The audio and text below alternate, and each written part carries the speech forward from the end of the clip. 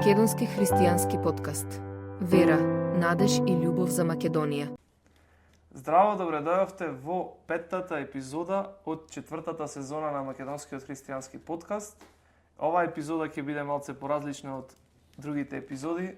Е во така новогодишна атмосфера и е така за нова година или новогодишна епизода.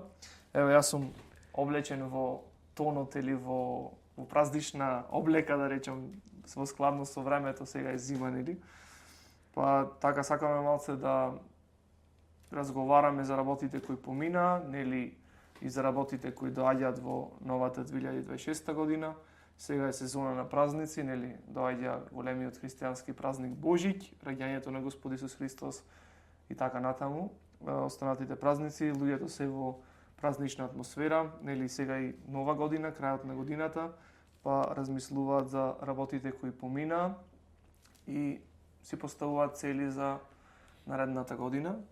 И сега тука сме ние, нели, дел од подкастот со Никола, го правиме ова заедно веќе некое време и еве сакаме во новогодишна атмосфера така да направиме на ретроспектива на работите што помина еве во ова 2025 година, а и еве нешто да некоја перспектива за наредната година да споделиме со вас.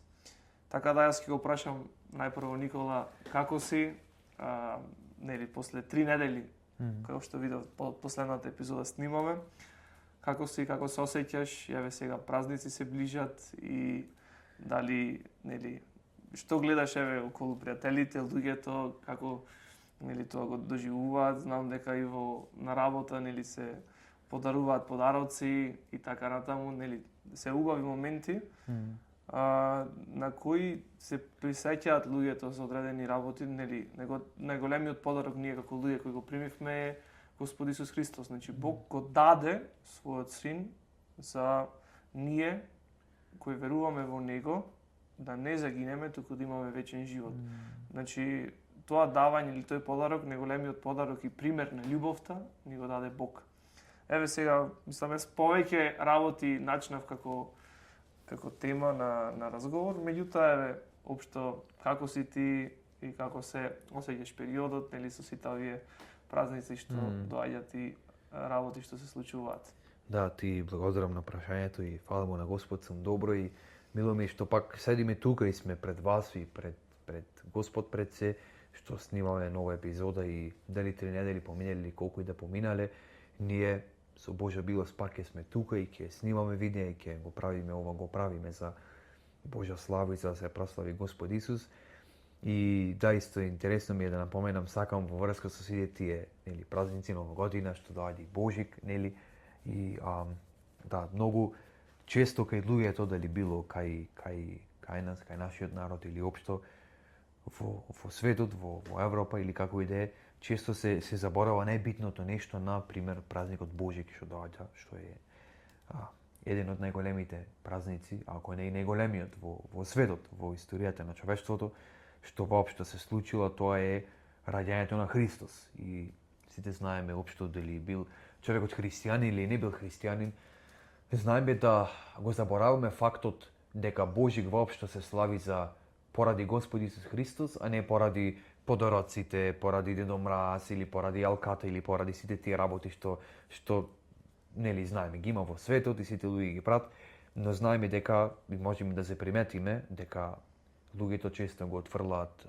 Христос, постојањето на Христос и неговата жртва на крстот, значи неговото раѓање, дека тој требаше да дојде, нели, како бебе, да биде како човек, значи да дојде на оваа земја за да може воопшто да оди, значи да порасни, па да оди на крстот, да пострада за нашите гревови, како што спомна Димитар, да биде погребан, да ги погреба исто така и нашите гревови заедно со него и да биде воскреснат на третиот ден за наше оправдание и да ни укажи со тоа воскресение дека има вечен живот и дека има нов живот во него. Секој ден кој ќе верува дека тоа е всушност реалноста односно реалниот плод за секој ден кој верува во него и често така како на некој начин према мене и према другите луѓе нешто како што би рекол после покрај сите добри работи, супер работи што доаѓаат тие празници, една од забелешка што можам да ја видам пред се кај мене, кај нас и кај сите луѓе што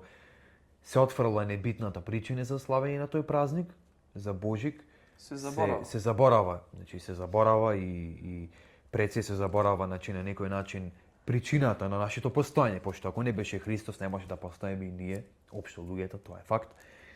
И тоа се заборава и треба да се поправи, според мене, и треба повеќе да мислиме на Господ Исус Христос и дека да се потсеќаме, значи, секој ден, ама конкретно овие што се вака што идат празници и Божик и Нова година се како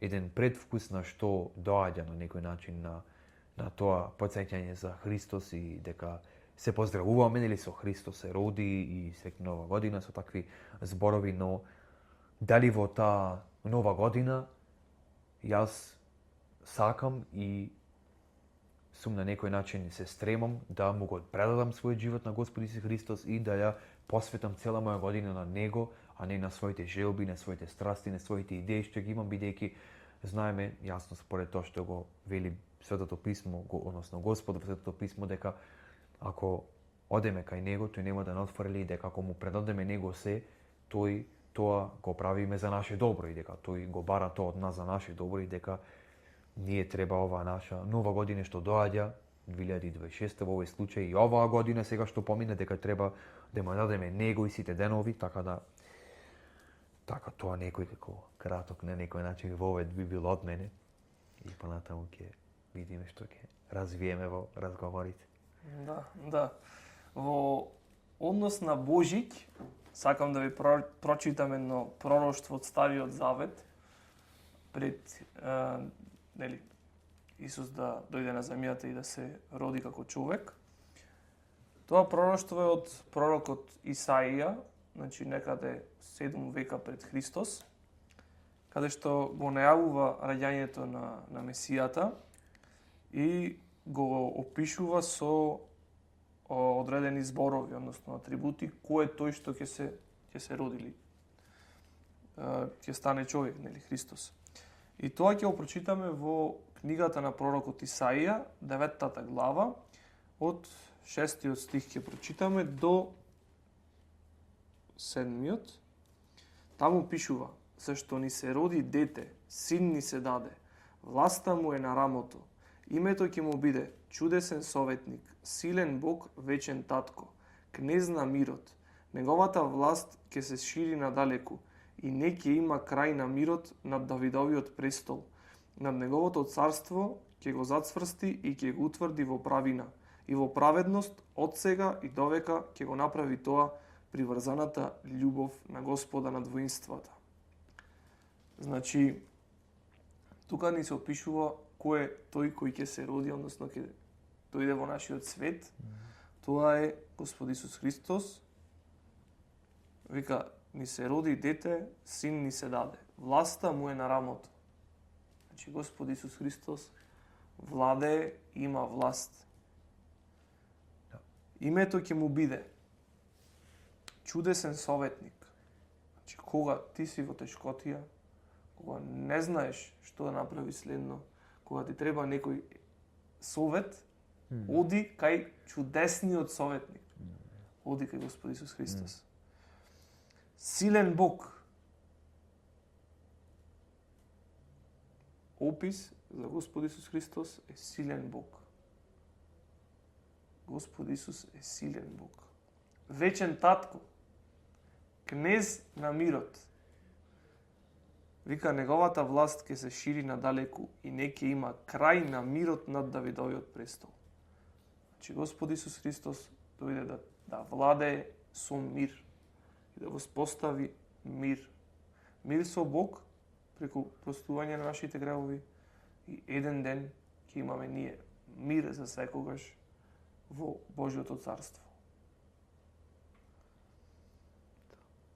Ние веќе сме во тоа Божјо царство, веќе сме го примиле Светиот Дух, кој е печат на нашата вера, односно залог за денот на откупувањето, вели Библијата, односно кога Господ Исус Христос ќе се врати повторно, ќе не земе нас крај него за секогаш. И ние нема да одиме на суд, туку сме преминале од смрт во живот, вели Библијата. И тоа вика, што го пишува тука, дека мирот нема да има крај на Давидовиот престол, тоа ќе го зацврсти и ќе го утврди во правина, вика, значи тоа царство, тоа владење на Господ Исус Христос ќе биде во правина и праведност.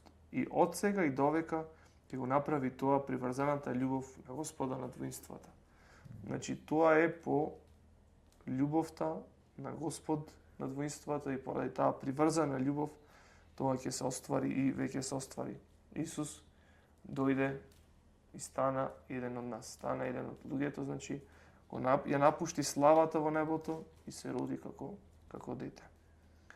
Јас пред да го запознавам Исус, ќе споделам, не знаев дека Исус е силен Бог, дека е Бог семоќниот, дека е Бог создателот преку кого е создадено се. Едноставно Господ Исус не го разбирав терминот што значи Господ, Господар, и мислев дека е еден како сите, како неговите ученици. Мислев дека е само како човек, како Павле, како Петар и така натаму, нели во Македонија. Ние ги имаме во едно исто, ги ставаме во ист кош сите и учениците на Исус и самиот Исус. Меѓутоа, кога почнав да читам во Библијата, сватив дека Исус Христос е Бог. Божи син, Бог, Господ, Господар, создател на се. Тогаш сватив дека сите други, како и ние денеска, верувале во Исус и тој им дал вечен живот. И тој им го променил животот и тие сведочеа за него, за верата во него. Значи има една разлика меѓу нас, луѓето и Исус. И било кој верник кој живеел на оваа земја. Значи ние сме само луѓе, а Исус е Бог. И тоа е Бог кој стана човек. Значи 100% човек, 100% Бог е Господ Исус Христос. И тоа сакав така да го споделам во однос на Божји и Божјините празници. И ти добро што спомна да се присетиме на Исус, да не го забораваме Исус. Тоа е центарот на тоа и Божик како настан го подели времето на пред Христос и после Христос.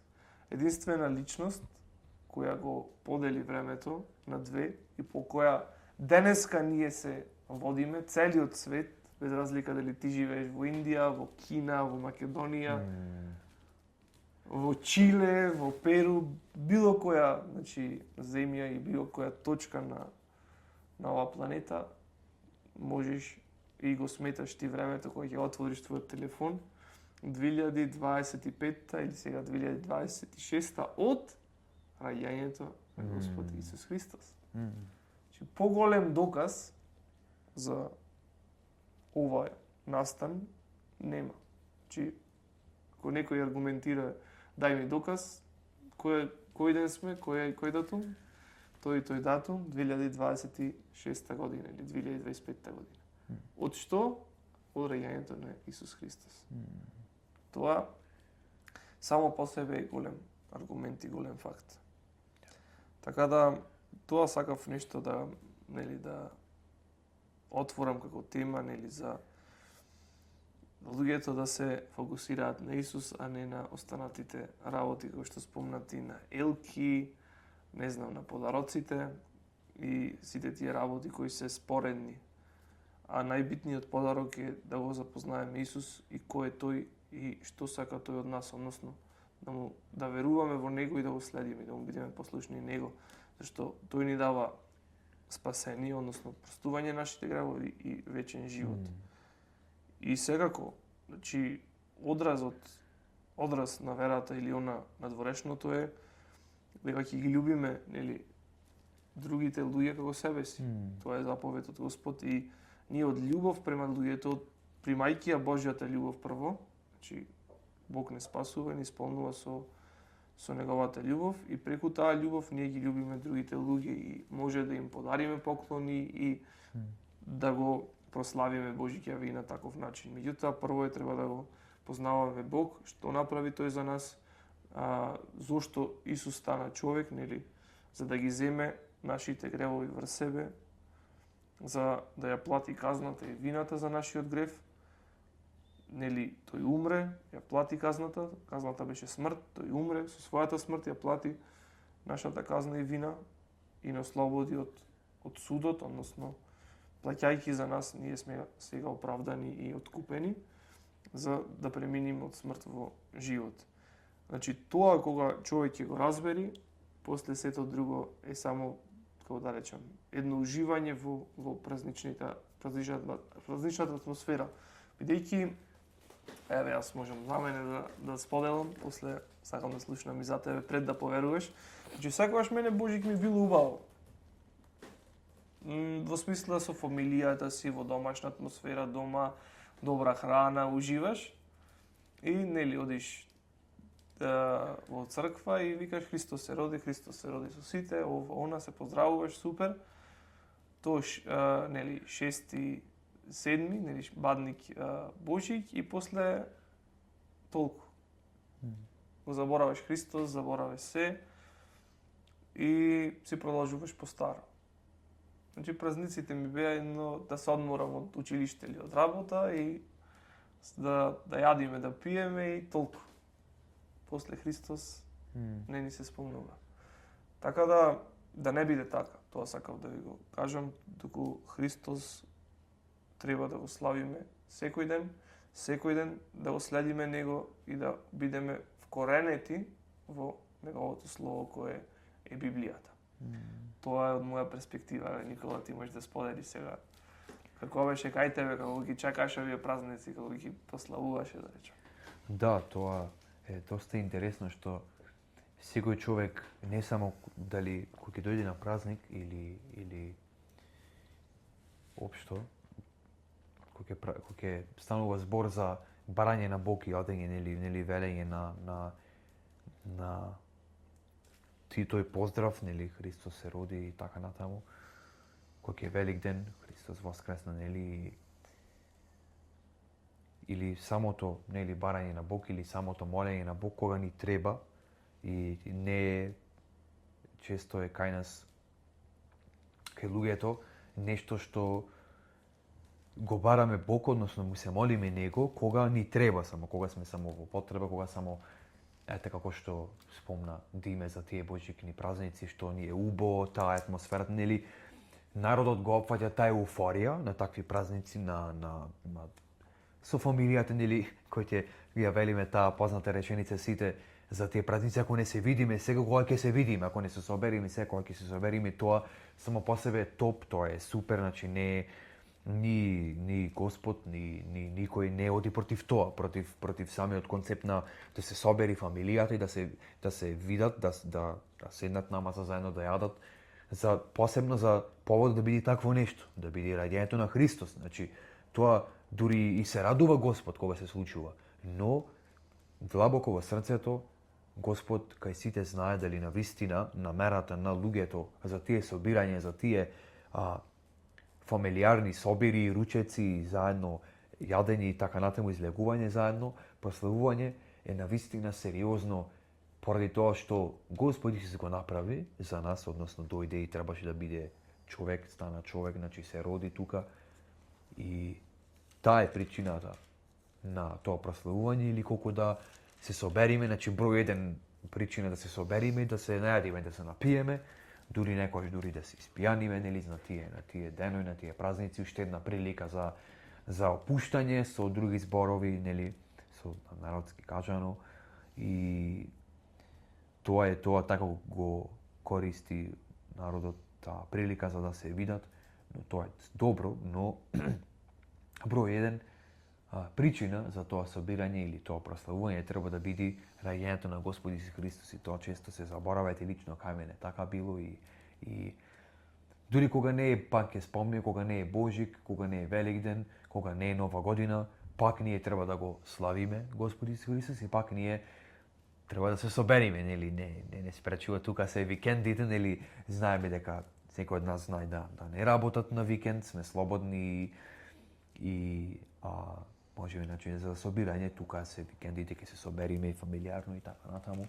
Прашањето и работата е само дали сакаме да се собериме, дали сакаме заедно да јадиме, да вечераме, да ручаме како иде, но фокусот дефинитивно треба да биде Господ Исус Христос, значи секој пат и секој ден тоа е нешто што сите луѓе, како што спомнав преге, пак ќе спомнам без разлика на дали бил значи христијанин или не, тоа го забораваме и не го практикуваме, треба да го практикуваме, но Господ Исус го бара од нас, значи тој славата бара, значи да го прославуваме, бидејќи не само што заслужува, тој заслужува пред се слава и секој ден, секој момент во нашите животи да го прославуваме, но тоа е нешто што е исто така добро за нас.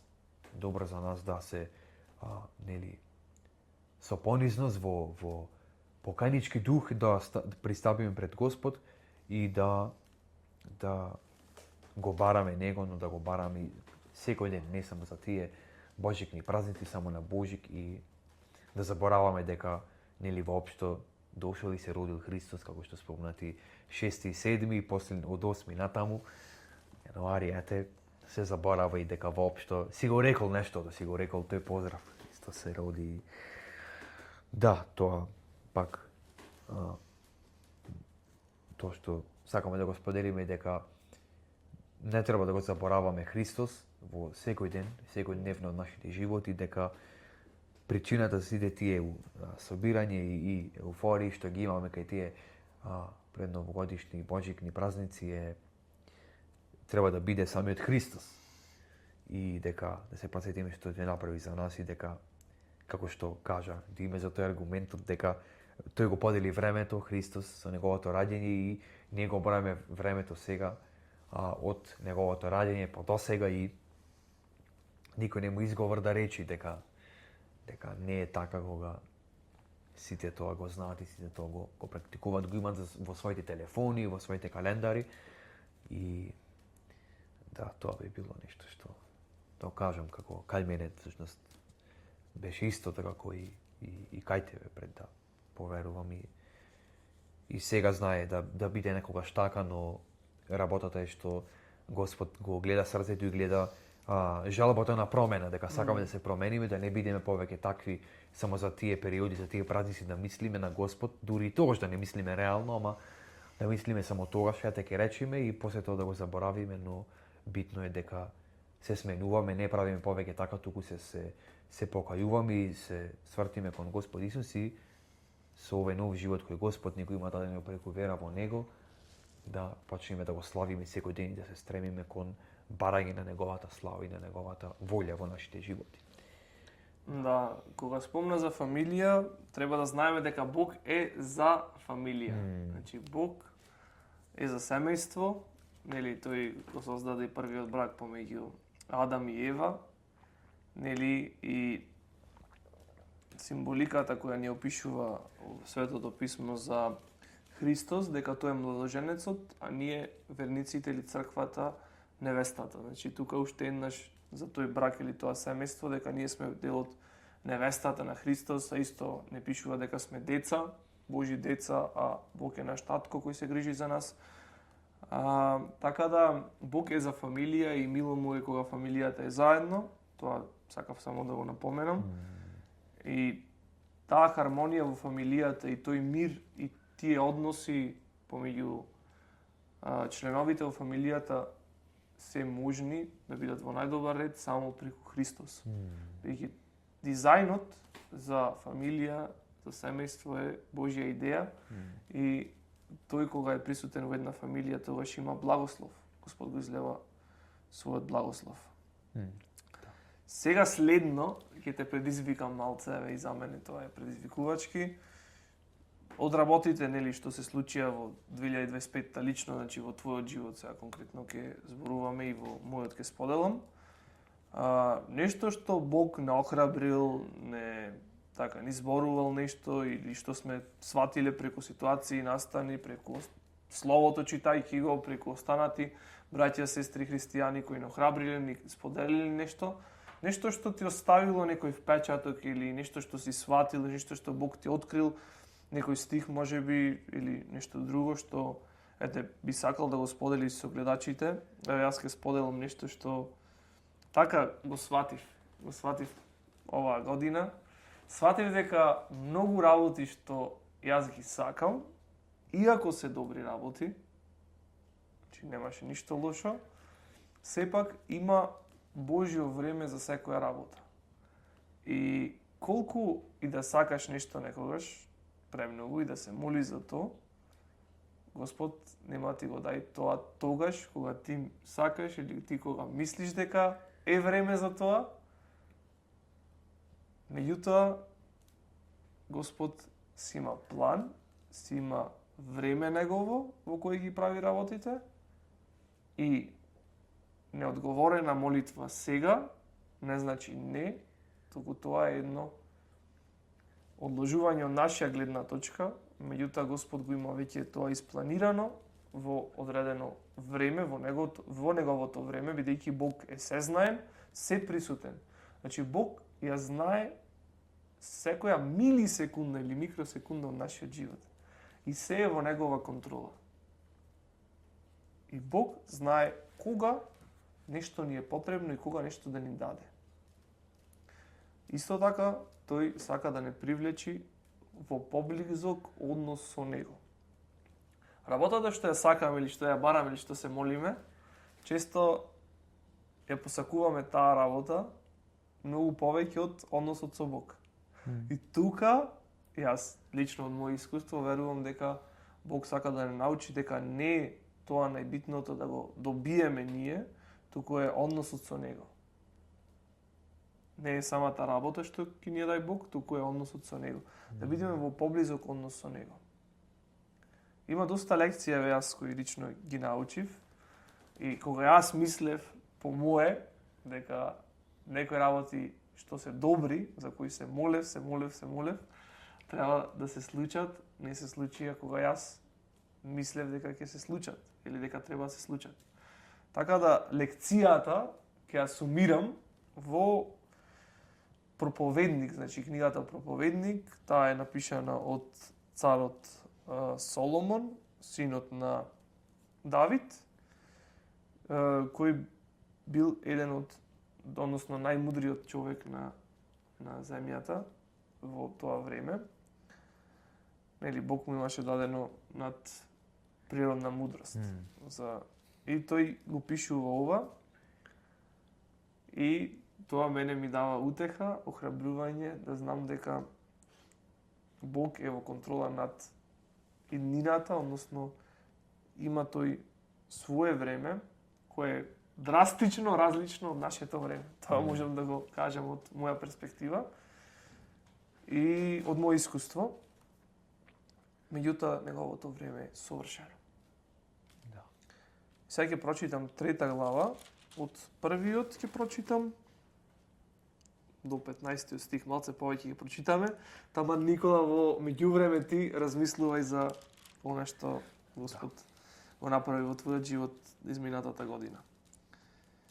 Се има свое доба и секоја работа под небото свое време.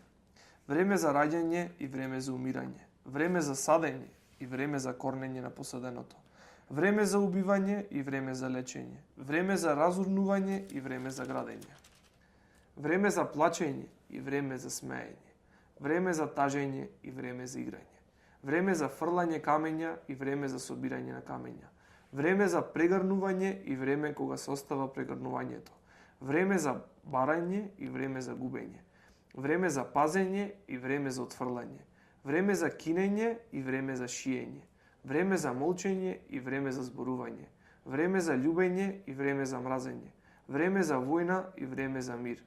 Која е ползата на работникот од неговиот труд?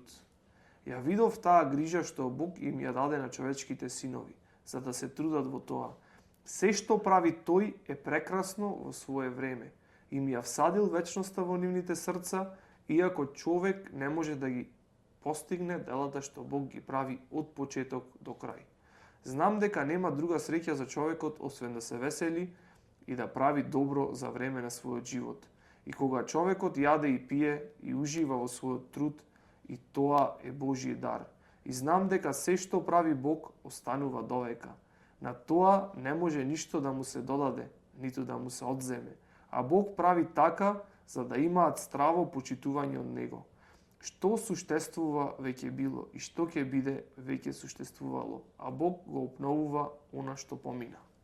Многу јаки стихови, многу се пронајдов јас во мојата ситуација или таа лекција која ја научив, е дека се што прави Бог е прекрасно во свое време. И дека ни ја всадил вечноста во нашите срца и ние како луѓе не може да го постигнеме, не можеме да го разбериме тоа дело што Бог го прави од почеток до крај. Значи, тоа е Божја работа, Божјо дело во нашиот живот. И се што прави Бог останува довека. И ништо вика не може ни да му се додаде, ниту да му се одземе. А Бог прави така за да имаат здраво почитување од Него. Така да, дека се си имаш совршено време под ова небо, или се си има свое доба, свој период под ова небо, свое време, така е. Така е. Значи, ние колку и да сакаме нешто да се случи пред време, нема тоа да се случи и го научив тоа на потешкиот, би рекол, начин, но Бог знае што е најдобро за нас. Тешко, лесно, ние само тоа го дефинираме во човечки термини. Зошто се случуваат некои работи кои се случуваат, немам одговор на сето тоа. Но, и кога немам одговор на сето тоа, му верувам на Бог. Тоа е побитно, кога ние се прашуваме зошто, да продолжиме, иако не добиваме одговор на тоа зошто, да му веруваме на Бог и да имаме доверба во Него, знаејќи дека сите работи, како што вели Библијата, содействуваат или соработуваат за доброто на оние кои го љубат Бог и се повикани по Неговата намера, со цел, вика, понатаму стихот, значи ова е Римјаните 8 глава 28 стих, потоа продолжува во 29-тиот, значи со цел ние да се преобразиме или да се обликуваме, Бог да не обликува во ликот на Неговиот единороден син. Значи ние целта низ тие работи кои ги поминеме е Бог не оформува за да личиме на Исус. Тоа е делото кое Бог го прави во нас. Така да тоа е Божја работа, Божјо делување во нашиот живот. Така да тоа го научив и ете, Господ понатаму делува во животот мој, ме учи на некои работи со цел се повеќе и повеќе да личам на Неговиот син. Така да тоа јас сакав да го споделам, има и други работи секако Бог кои ги направи во животот мој и му благодарам Него и го фалам и го славам. Само Него. Никола, кај тебе, што така нешто сакаш да споделиш, еве Господ што направи во твојот живот изминатиот период? Да, одма само што го нашла прашањето, знаев одма за што да споделам и што е нешто што како тебе нормално и на сите Господ ни кажува нешто, ни открива и повеќе работи беа, да речам, битни, но најбитното нешто беше, нели, не знам точно каде се наоѓа стихот, сакам да го сумирам со еден стих, мислам дека во негде Петрово беше, мислам ти знаеш каде се наоѓа, каде вели понизете се под силната Божја рака и таа ќе ве возвиши во право време. Исто така има врска и со некој начин со оваа епизода што снимаме, бидејќи нели скажавме што треба да биде, што треба да се поправи, нели, кај нас, кај луѓето, дека нели го забораваме Христос, посебно за божикните празници, општо во нашите денови да го славиме, забораваме да мислиме на Него. И многу битно Господ ми откри дека треба да се понизиме и да признаеме дека на вистина тоа што ни фали, дека ни фали. Ако нешто ни фали, признавам пред Господ, одам и се понизувам и му признавам Господи, ова ми фали, или пред некој друг брат како пред тебе или пред црквата признавам дека јас сум во таа категорија, во повеќето категорија од мојот живот, сум слаб и ми треба помош и ми треба Господ и ми треба едноставно Господ Исус да ме избави од тоа, дали во некој се борам со некој грев или сум со нешто се се мачам или така натаму исто така во таа слика на понизност доаѓа нешто што Господ ми го открил во година дека многу битно е во христијанскиот живот, а јас што сум го отфрал или што не сум размислувал ништо воопшто за тоа, а тоа беше постот. Постење и молитва. Значи пост и молитва е многу нешто битно во христијанскиот живот, бидејќи Господ Исус Христос, нели, како што вели се така во тој стих дека на понизните му дава благодат, а му се противи на горделивите. Значи јас ако сакам да сум понизен пред Господ, треба пред се да признавам тоа што ме мачи, тоа што ми е на срцето со тој грев кој да е, или гревови што се борам, да му кажам на брат или сестра, да го споделам тоа со црквата или како и да е, но пред се пред Господ и фокусот да го променам од цело време фокусирано на мене, егоцентричност и цело време на моите интереси. Верувајте, бе, разлика човекот дека може да биде христијанин и да верува во Христос. Пак тој може големо или некоја доза во себе да има на егоцентричност и на самобендисаност, што велиме. Тој е самобендисан, само за себе мисли, само за себе се грижи, а не ја бара Божјата волја, односно не го бара Царството небесно и неговата праведност, па на сето тоа да му се додаде, или како што вели стихот.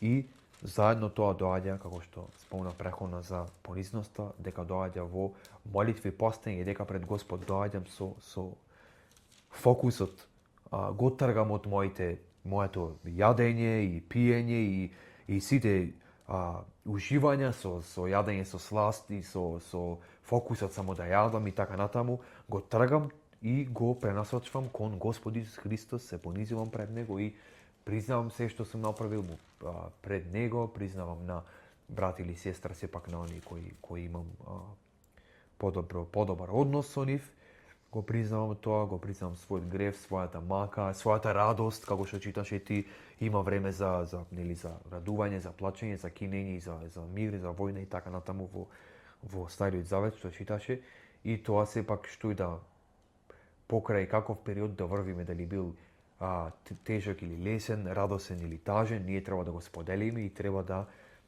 да сме отворени према Бог и да сме понизни, да не се правиме дека ништо не ни фали, дека ние сме совршени и дека ништо не ни треба да стигнав точка на совршеност, точка на незаприливост, туку не, јас сум без Господ сум слаб, сум никаков и без Господ јас, без неговата прошка, јас сум, без да ми проси Господ, јас сум грешен и јас сум изгубен, но со Господ Исус Христос и преку вера во Него јас сум Божјо дете, јас сум најден, јас сум спасен, јас сум повеќе од победник во името на Господ Исус Христос, и тоа пред да биде така треба да го признам дека сум како што не треба, за да дојдам пред Господ и од другата страна Господ да ме чека со отворени раце, бидејќи Господ е, што вели народски джентлмен, тој не сака со сила да одиме ние кај Него, туку тој само не вика ние, ако сакаме, доаѓаме кај Него, така да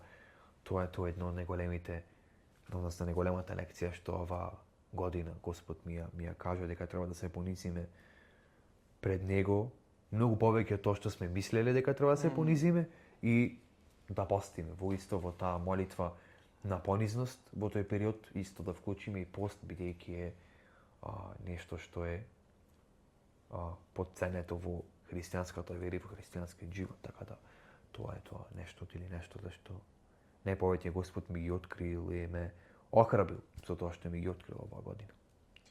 Да, не живееме ние по наша сила, човечка сила, живееме по благодат. А благодата е Божји дар, благонаклонетост, значи тоа е нешто што Бог го дава и го прави, а не е нешто што ние го имаме во однос на телесно гледано. Сила некоја наша, ние сме многу јаки, многу силни, затоа Библијата не повикува да дојдеме пред престолот на милоста и благодата и да се молиме за благодат во време на потреба. Благодата е наша сила, благодата е состојба во која стоиме ние како христијани, значи незаслужено стоиме во таа благодат, вика, дека ние нашите гревови се простени, дека имаме мир со Бог и ние стоиме во таа благодат. И да, понизноста во понизност го бараме Бог и се покоруваме и препознаваме нашата слабост и ја препознаваме Божјата сила од другата страна. Дека Бог е семоќен и тој може да направи се што ќе замисли. Да. А ние сме слаби и го бараме Него. И зависиме 100% од Него. Не од мојата сила, не од мојот интелект, не од колку јас сум мудар, колку книги имам прочитано и така натаму, или физички колку сум силен, едноставно ми требаш ти, Господи. Јас сум многу слаб, ти ми требаш. Твојата сила, твоето присуство, твојата слава. Она што си ти. Сега пак да гледаме нанапред, нели? Сега резимиравме што се случи до сега, а сега да гледаме малце нанапред во една перспектива, така во поширока перспектива, еве доаѓа 2026 година. Еве некои размислувања за новата година, нешто може на лична основа што ти, нели, сакаш Господ да те изгради или нешто конкретно за кое размислуваш, што би сакал да, нели, да се случи во 2026 или во било која област, нели, може да биде во професионална, лична, нели, во верата секако било што сакаш да го споделиш така за работите за кои размислуваш за, нели, во перспектива, нели, во иднина што би сакал да, нели, да се случат или во кои се стремиш да работиш исто така, нели, Бог ќе го направи својот дел. Но од нас има работи кои се така, Бог ни дал, значи, ум, раце, сила, здравје, да може да работиме, например. Бог ќе ни даде и работа, ама да ја работиме, работата е наш дел. Бог нема да ја работи работата за нас, во смисла да одиме на работа треба и да го заработуваме левот честно поштено. Значи, тоа е нашиот дел. А Господ ни дал здравје, разум, раце, нозе, се што ни е потребно за да може и сила да извршиме работата. Така да во тој контекст ете можеби и некои цели што ги имаш поставено, нели, за животот твој, што кон кој би се стремел и би работел, нели. Може и тоа да го сподели секако. Јас само нафрлам идеи и на која насока ќе движиме понатаму епизодата, да речем.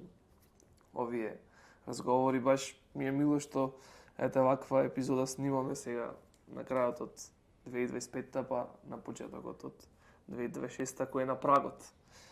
Јас во однос на ова сакам да прочитам два стихови од пророкот Исаија, 55-та глава, значи од книгата на пророкот Исаија, 8 и 9 стих.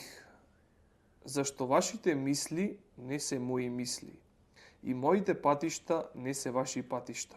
Слово е Господово. Небото е високо над земјата. Така моите патишта се над вашите патишта, и моите мисли над вашите мисли. Тука е нешто многу суштинско, дека Божите мисли, Божите патишта се над нашите мисли и над нашите патишта.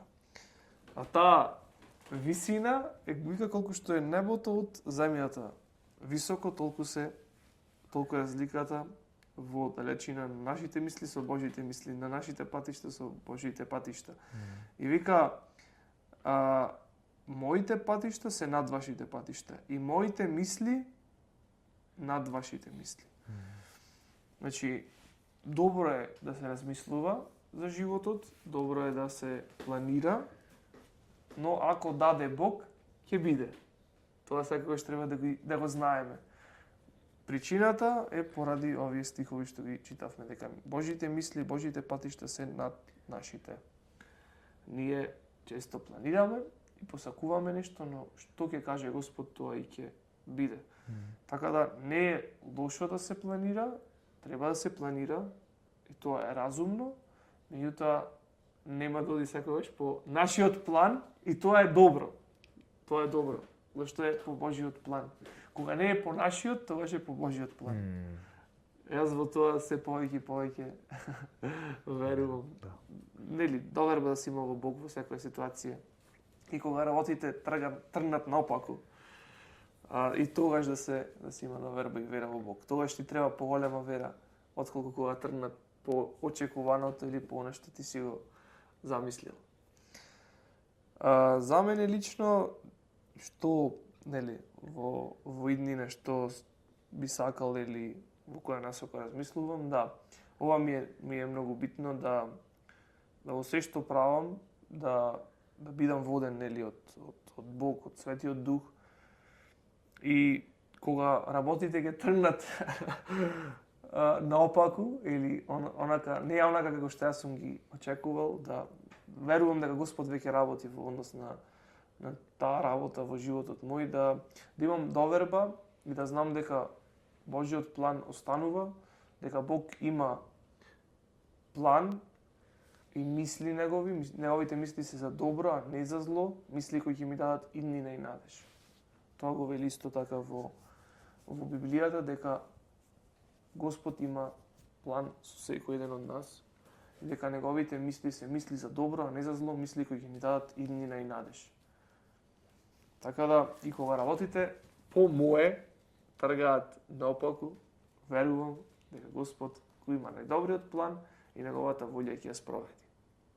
Тоа, за мене, лично, според искуството секако во една перспектива во иднина, за мене лично посакувам да и го молам, нели, Бог да ми даде мир, трпение и разбирање во тие ситуации кога работите не тргнуваат по мое, дека и тука е Бог присутен и се е под контрола од негова страна, не од моја страна, и да ја препознам, што вика Никола, да. Слабоста моја и големината и силата на Бог, дека тој ќе го спроведе неговиот план, неговата волја и неговите мисли и замисли. Тоа некако ми е периодот многу важно и тоа јас лично за мене би го посакувам.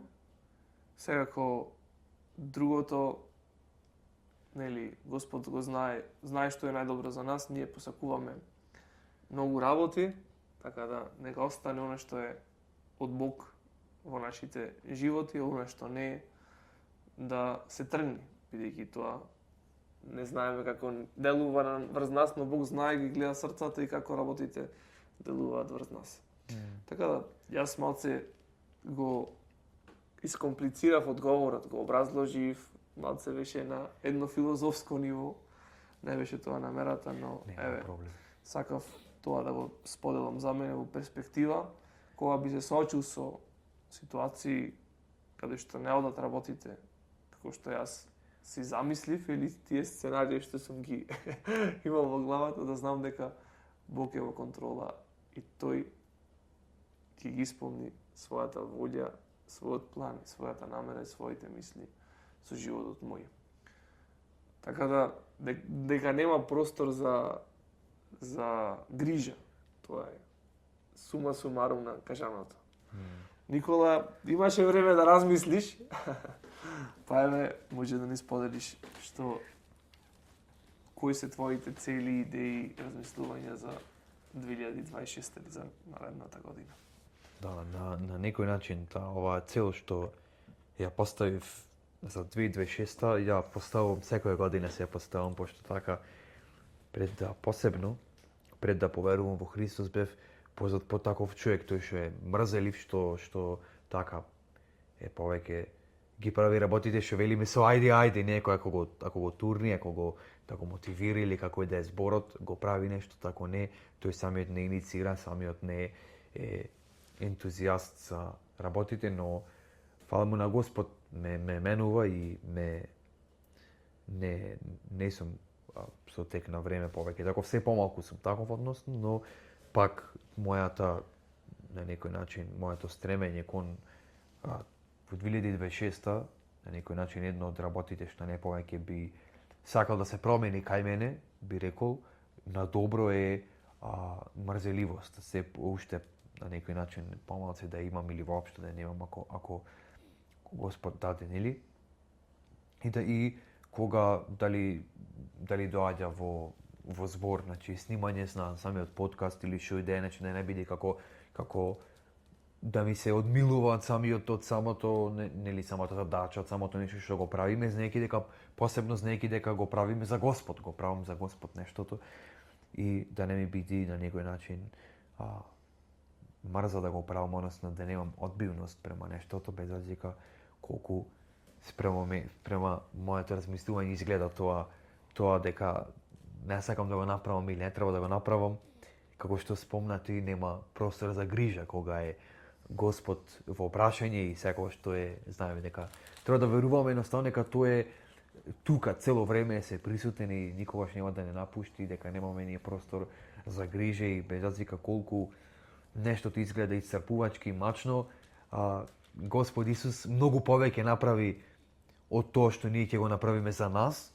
значи на крстот пред се, иако ние тоа не го заслужувавме, значи ние тоа го треба да знаеме дека е така и треба тоа да ни биде на некој начин мотивација за понатаму кога ќе ни дојде, односно кога ќе ми дојде таа мрза во мене за некои работи што треба да ги правам за Господ Исус, да се сетам, да ми биде мотивација дека Господ Исус на крстот не се откажа, не се спушти од крстот или не му дојде за мрза кога ја правеше волјата Божја, односно таа мисија, кога дојде на земјата како Месијата и тој не се откажа од нас, така да и јас не треба поради мојата мрза или поради мојата комфорт зона исто така што сакам збора да го искористам општо за во мојот живот, дали било во врска со работата или во врска со општо што иде во мојот живот, сепак се што правиме за Господ и живееме за Господ, да се потсетам дека Господ Исус Христос не се откажа од мене, иако заслужував да се откажи и од сите нас,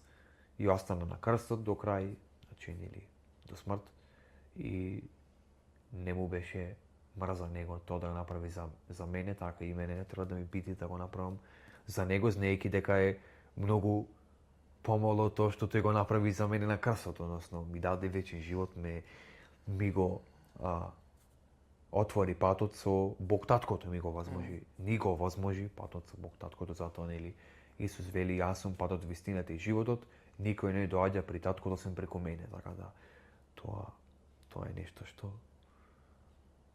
би сакал да Господ да го промени во мене и се стремам да биде променето во новата 2026 година со Господ напред. Амин, амин. Ќе биде да.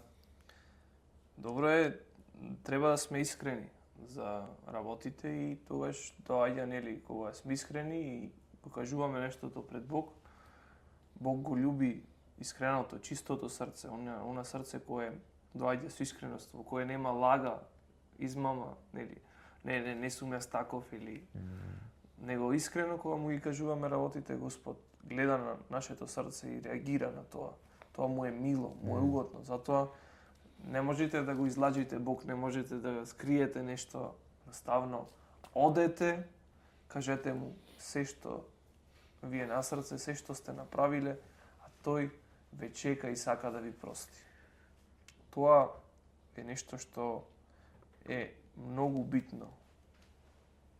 Многу битно дека Бог не чека и сака нас да ни прости. Сакав да ја прочитам сега таа парабола за блудниот син. И со неа да го затвориме подкастот, односно оваа епизода. Само да ја најдам, тоа беше во Евангелието според Лука. Сега да ја најдиме. 8 глава, мислам дека беше параболи.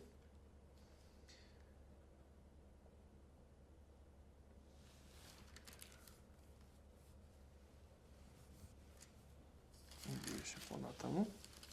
Ќе го провериме. 15-та мислам дека беше. Право си. Или 16. Да, 15-та. Право си. Друга парабола беше каде што спомнав. Во 15-та. Од 11-ти почна. 11-ти, право си. И рече некој човек, имаше 2 сина. И помладиот од нив му рече на татка си: Татко, дај ми го делот од имотот што ми припаѓа. И тој им го раздели имотот. А по неколку дена помладиот син собра се свое и отиде во далечна земја. И таму го потроши својот имот, живејќи развратно. Кога потроши се, настана голем глад во онаа земја. И тој се најде во скудност. И отиде и се прилепи при еден човек во онаа земја. Тој го испрати на своите полиња за да ги пасе свињите и сакаше да го наполни својот желудник со лушпи што ги јадеа свињите, но никој не му даваше. А кога дојде на себе си, рече: колку наемници при татка ми имаат леп во изобилство, а јас умирам од глад тука. Ке станам и ќе отидам при татка си и ќе му речам: татко, сгрешив против небото и пред тебе. Не сум веќе достоен да се наречувам твој син. Прими ме како еден од своите наемници. И стана и тргна кон татка си. И кога беше уште далеку, неговиот татко го виде и му се сожали, па се растрча и му се фрли на вратот и го целиваше. А синот му рече: татко, сгрешив против небото и пред тебе. Не сум веќе достоен да се наречувам твој син. Но таткото им рече на своите слуги: Баргу, донесете ја најубавата облека и облечете го и ставете му прстен на раката и обувки на нозете. Дотерајте го згоеното теле и заколете го, да јадеме и да се веселиме, зашто овој мој син беше мртов и оживе, беше изгубен и се најде. И почнаа да се веселат. До 24 прочитав. Оваа приказна е за еден блуден син. Да знаете дека сите ние сме биле во оваа фаза од животот. Во фаза кога Бог, кој ни даде живот, здив, се она што го имаме, од финансии, од облека, од покрив над главата, од се. Значи, буквално се што имаме, го имаме дадено од Бог, тоа ни е по благодат. И сега, овој помлад син му рече на татка си: дај ми го делот и да терам по мое. Такви сите ние бевме. Значи, Бог ни го даде, ни даде живот, ни даде се што имаме тука на земјата и ние си тргнавме по нашиот пат. И тука вика: помладиот син собра се свое и отиде во далечна земја и таму го потроши својот имот, живејќи развратно. Јас, пред да поверувам во Господ Исус Христос, живеев развратно. Правев она што сакав, она што ќе ми посакаше телото и не ми беше ни грижа, ни гајле за она што мисли Бог во однос на тоа. Тоа е 100% погрешно. Тоа само можам да ви го кажам. Но која е добрата вест тука? Има добра вест. Значи вика: кога потроши се, настана голем глад во онаа земја и тој се најде во скудност. И отиде и се прилепи при еден човек на онаа земја, тој го испрати на своите полиња за да ги пасе свињите. И сакаше да го наполни својот желудник со лушпи што ги јадеа свињите, но никој не му ги даваше. А кога дојде на себе си, рече: колку наемници при татка ми имаат лев во изобилство, а јас умирам од глад тука. Значи, моментот е кога дојде при себе си и свати: што правам јас тука со свињите, и сакав да јадам од желадите, од храната за свињите. До кај стигнав јас? Значи тоа, да си го поставите и вие, си го поставив и јас тоа прашање. До каде овој начин на живење мене ме донесе? Ме донесе да јадам желади со свињите. Не грижејќи се зашто ќе каже Бог во однос на животот мој, исполнувајќи ги желбите и страстите на телото и она што јас мислев дека треба да го имам или да го правам, ме донесе да јадам желади со свињите. Сега, кога ќе сватиш дека си кај свињите и јади желади, што треба да направиш? Што направи овој младич? Значи, првин свати, си дојде при себе си, а после превзеде акција, некој чекор. Тој чекор беше: ќе станам, вика, и ќе отидам при татка си и ќе му речам: татко, сгрешив против небото и пред тебе. Акцијата, чекорот кој треба да го превземите, одете при Бог и признајте му дека сте му сгрешиле. Дека живеевте живот по ваша волја, исполнувајќи желбите, страстите на телото, правејќи грев и не ви беше грижа за него. Признајте му го тоа на Бог. Признајте. Бидете искрени. Како што спомна Никола. Да сме искрени и реални. И му рече: татко, сгрешив против небото и пред тебе, не сум веќе достоен да се наречам твој син. Прими ме како еден од твоите наемници. Овие зборови: не сум веќе достоен да се наречам твој син, прими ме како еден од твоите наемници. Чи се покајал во срцето и сватил колку не е достоен. Не беше тој со гордост: се враќам сега дома, татко ми треба да ме врати ко син и да ми дај се што треба. Не, понизно свати што направил човекот. Чи иди со едно срце понизно, покајничко срце, вика: не сум достоен татко да ме наречеш твој син. Сгрешив. Прими ме како еден од твоите слуги. Но таткото вика, овој синот тоа само си го помисли во себе. На пат беше и си го помисли тоа во себе. И си го рече тоа во себе. А таткото вика, 20 стих, и стана, вика, и тргна кон татко си. И кога беше уште далеко, татко му не го има слушнато уште ова.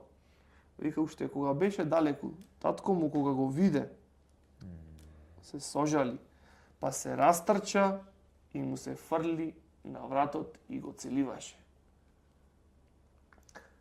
Таа е сликата за Бог.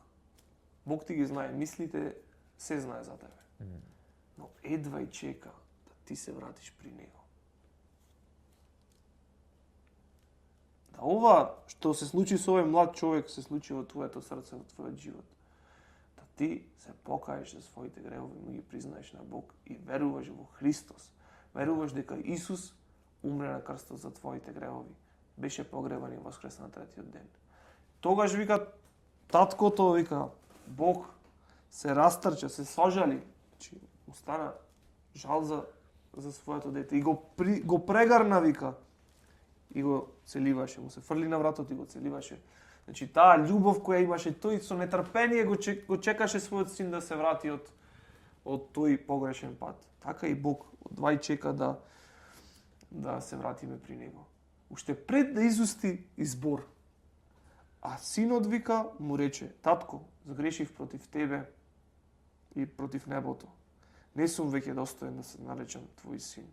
Но таткото им рече на своите слуги: бргу донесете ја најубавата облека и облечете го и ставете му прстен на раката и обувки на нозете.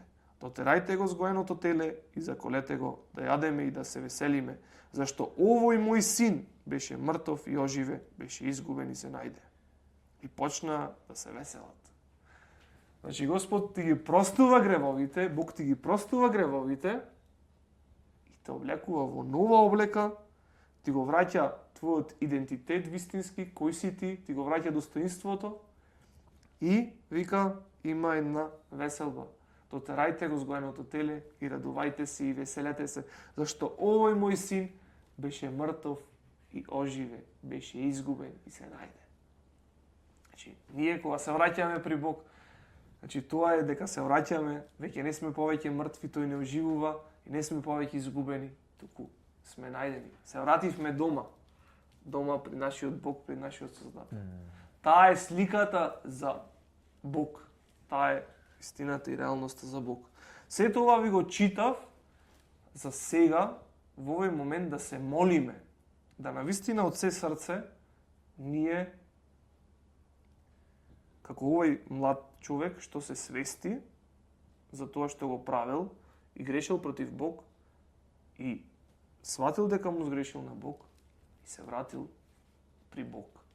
Таа молитва сакаме ние да го почнеме тоа враќање кон Бог, односно да му го предајме животот на Бог, да признаеме дека сме сгрешиле и да веруваме во Исус, дека тој умре на крстот за нашите гревови, беше погребан и воскресна на третиот ден.